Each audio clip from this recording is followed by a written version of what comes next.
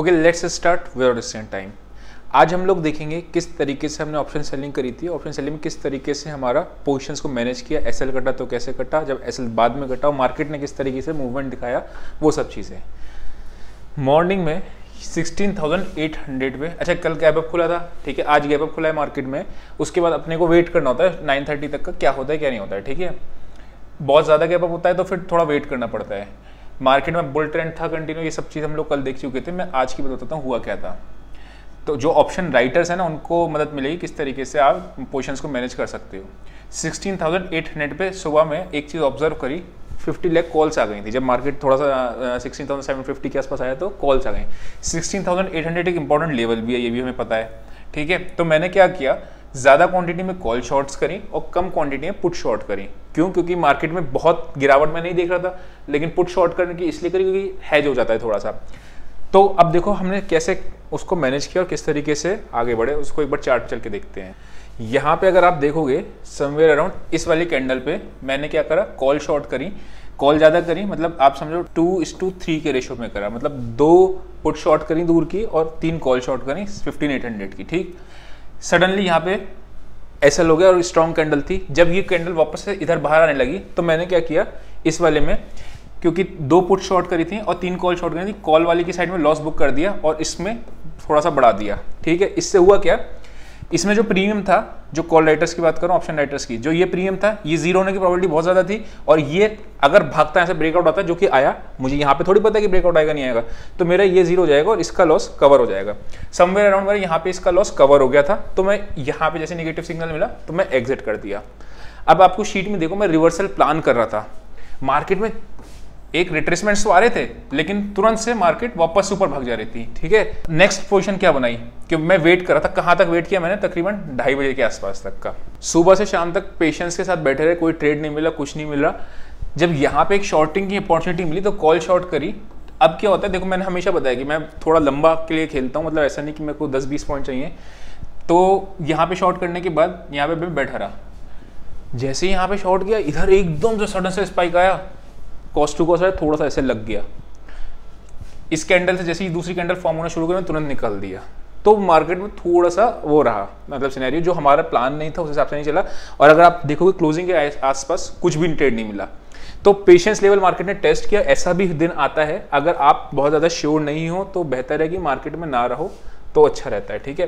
बीच में यहाँ पे बुल स्प्रेड भी बनाया था और 70,000 का स्ट्रेडल भी मारा था, मैंने शेयर किया हुआ था, लेकिन कोई खास उसमें प्रॉफिट नहीं था, तो अपने मैं उसका ट्रेड नहीं बता रहा हूँ आपको, है ना। अब चलते हैं कल क्या हो सकता है।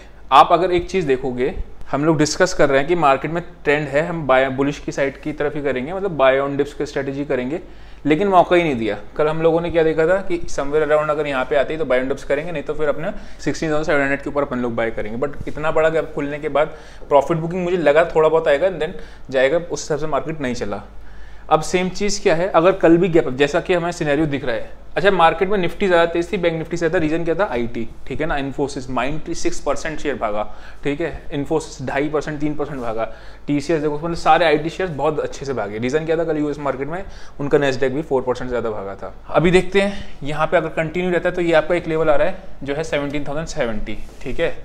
अगर कल गैप अप खुलता है तो फिर अगेन क्या यहाँ पे कोई नेगेटिव प्राइस एक्शन बनता है तो सेल करेंगे एक चीज़, या फिर अगर मान लो प्राइस एक्शन पॉजिटिव बनता जा रहा है जैसे आज बन रहा है तो कम क्वांटिटी में बाय करूंगा, बिकॉज थोड़ा सा ट्रेंड मिस नहीं होना चाहिए। बस ये चीज़ है कि यहाँ से यहाँ तक अगर रनअप दिखाते हैं तो हम ट्रेंड मिस नहीं होना चाहिए, तो कम क्वांटिटी में बाइंग की साइड जाऊंगा अगर जाऊंगा तो, ठीक है। या फिर दूसरा बाइंग का सिनेरियो कहाँ बन सकता है, सपोर्ट देखते हैं, सपोर्ट कहाँ पे आ रही है और वहाँ पे कोई पॉजिटिव प्राइस एक्शन बनता है तो फिर वहाँ पे अपने लोग क्वांटिटी में बाइंग पे जाएंगे। वो आ रहा है, मैं दिखाता हूँ। 773 की जगह पे 805 के आसपास का ये जो यहाँ से आया है, ठीक है। यहाँ पे आपको एक इनसाइड बार भी मिली थी मॉर्निंग में। 16,820 के आसपास अगर अपने को मिल जाता है, यहाँ पे कोई पॉजिटिव प्राइस एक्शन बनता है, मार्केट अगर साइड खुलती है तो बाइंग की साइड जाएंगे। सेलिंग अपने लोग इसके नीचे ही करेंगे। ये स्विंग जो आ रहा है वो आ रहा है आपका 16,880 के आसपास, ठीक है, तब करेंगे। अभी ऑप्शन जिनको भी देख लेंगे तो ऐसा क्या सिनेरियो बन रहा है। बाइंग ब्रेकआउट वाले कैसे लोग बाइंग करेंगे, जब इस वाले स्विंग के ऊपर जाएगा जो आ रहा है आपका 16,950 के आसपास का, ठीक है। तो ब्रेकआउट वाले ऐसे कर लेंगे और आपका जो सपोर्ट वाले बायर्स होते हैं वो ऐसे कर लेंगे। रेजिस्टेंस वाली सेल कैसे करेंगे, सेल हम लोग ब्रेकडाउन वाले सेलर्स के लिए मैं बता रहा हूँ, या तो रेजिस्टेंस पे सेल करेंगे, यहाँ पे कहीं आपको मिल जाए ऊपर की साइड पे, ठीक है, या फिर आपका ये लेवल स्विंग टूटता है तो अपन लोग सेल की तरफ जाते हैं, ठीक। एक बार ऑप्शन चेन को भी देख लेते हैं। बहुत बड़ा गैप अप खुलता है, जैसे आज मार्केट में आप देख रहे हो बाइंग है, अगर बहुत बड़ा गैप अप खुलता है तो प्रॉफिट बुकिंग के चांसेस आते हैं, फिर मार्केट नीचे जा सकता है, रिवर्सल की तरफ भी हम प्लान कर सकते हैं सेकंड हाफ में, ठीक है ना। या फर्स्ट हाफ में भी कोई, अगर मान लो यहाँ पे कैंडल थी, ये गैप अप खुला, जैसे आज हम लोग रिवर्सल को प्लान कर रहे थे, नहीं मिला बात अलग है, प्लानिंग के हिसाब से नहीं मिला कोई बात नहीं, छोटी क्वांटिटी में कर लेंगे, लेकिन अगर रिवर्सल मिलता है प्लानिंग तो अच्छे से फिर कर सकते हैं रिवर्सल। इस तरीके से कोई नेगेटिव कैंडल बनती 15 मिनट में, तो अगर यहाँ पे हम बात करते हैं तो अच्छा रिवर्सल प्लान करते क्यों है, एक क्वेश्चन ये होगा कि रिवर्सल क्यों प्लान करते हैं इतने बड़े बायर्स के साथ जब मार्केट गैप अप ट्रेंड चल रहा है। उसका रीजन ये है, रिस्क रिवॉर्ड बहुत अच्छा मिल जाता है। क्या होता है नेगेटिव प्राइस एक्शन में आपका जब यहाँ पे हाई बना होगा वो मिला होगा आपको 25-30 पॉइंट का, ठीक है, निफ्टी की बात कर रहा हूँ, 25-30 पॉइंट का ऐसा होगा और आपको 1:3, 1:4 भी समटाइम्स मिल जाता है, इसलिए अपने लोग कर लेते हैं। एनीवेज देखते हैं अगर हम ऑप्शन चेन पे तो क्या है, 13,17,000 17,000 पे हुई है, यानी 17,000 एक इमीडिएट हर्डल है। पुट्स की साइड पर अगर हम देखते हैं तो टोटल वाई बैठा है और 18 लाख, यानी 16,900, ठीक है, 16,900 का आपका सपोर्ट काम कर रहा है और 17,000 का आपका रेजिस्टेंस का काम कर रहा है। जिधर ही की साइड भी ब्रेकआउट या ब्रेकडाउन आएगा अपन लोग उस साइड में ट्रेड ले लेंगे। क्लोज का हुई है 16,929 पे। अगर हमारी उसकी रेंज निकलते हैं, चार्ट पे आप देखना, शीट पे जो अभी बैक रिवर्स कर लेना और चार्ट पे देखना, उसमें 925 की अपर रेंज थी और ओआई उसकी वॉलेटिलिटी के हिसाब से भी इतनी थी, हालांकि ओआई बेस की 900 की रेंज थी ऊपर की। एनीवेज स्टार्ट करते हैं, बैंक निफ्टी को देखते हैं बैंक निफ्टी में क्या बन रहा है। बैंक निफ्टी ने आज सरप्राइजिंगली यहाँ पे थोड़ा ज्यादा कंसोलिडेट, अच्छा क्यों मैं सेलिंग को और प्लान कर रहा था कि बैंक निफ्टी दम नहीं दिखा रही थी, क्योंकि अगर बैंक निफ्टी का ये ब्रेकडाउन आ जाता ना तो फिर मैं एग्रेसिव शॉर्ट की तरफ जाता, लेकिन बैंक निफ्टी भी कंसोलिडेट करके ऊपर ही की तरफ शिफ्ट हो रही थी। अगर आप बात करोगे यहाँ पे एक ब्रेकडाउन आया, ब्रेकआउट आया, मार्केट नीचे आया, ये वही वाला टाइम है जहाँ पे मैंने निफ्टी में शॉर्ट किया था, फिर मार्केट ऊपर आया। अब अगर आप देख रहे हो ये प्राइस एक्शन अगर नीचे टूटता है, ये लेवल आ रहा है आपका 37,200 का, ठीक है ना, ये अगर टूटा तो एक नेगेटिव प्राइस एक्शन बन जाएगा। अभी हम लोग साइडवेज वाला का डिस्कस कर रहे हैं, ठीक है ना, ये आपका नेगेटिव प्राइस एक्शन बन जाएगा, तो बैंक निफ्टी में थोड़ा ट्रेड अच्छा मिल सकता है उस केस में, ठीक है। या फिर अगर आप देखोगे मार्केट ऊपर गया, नीचे आया, ऊपर गया, अगर इस तरीके से ऊपर जाता है या डायरेक्टली इस तरीके से आपका ऊपर जा रहा है तो ये आपका प्राइस एक्शन की तरफ से जा रहा है, ठीक है, इस तरीके से, तो ये दोनों ट्रेड अच्छा मिल सकता है बैंक निफ्टी में हमें रिस्क रिवॉर्ड के फेवरेट पॉइंट ऑफ व्यू से। लेकिन ये एरिया एक सपोर्ट का काम करना चाहिए, बिकॉज यहाँ पे मार्केट में एरिया ऑफ कंसोलिडेशन है, ठीक है। तो ये एरिया जब टूटेगा 37,200 तभी अपने लोग देखेंगे शॉर्ट की साइड पे। अपर साइड में अपन लोग क्या करेंगे, इस वाले लेवल का स्विंग तोड़ के जो कि निकल के आ रहा है आपका 37,400 का, ठीक है, इसके ऊपर अपने को बाइंग की तरफ जा सकते हैं।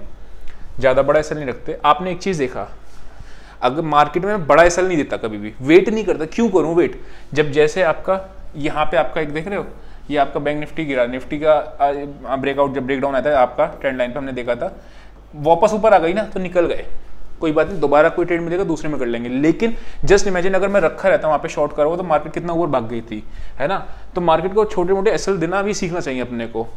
इसकी भी एक बार ऑप्शन चेन देख लेते हैं। ऑप्शन चेन क्या कह रही है, 37,000 पे सबसे ज़्यादा आपकी पुट्स हैं।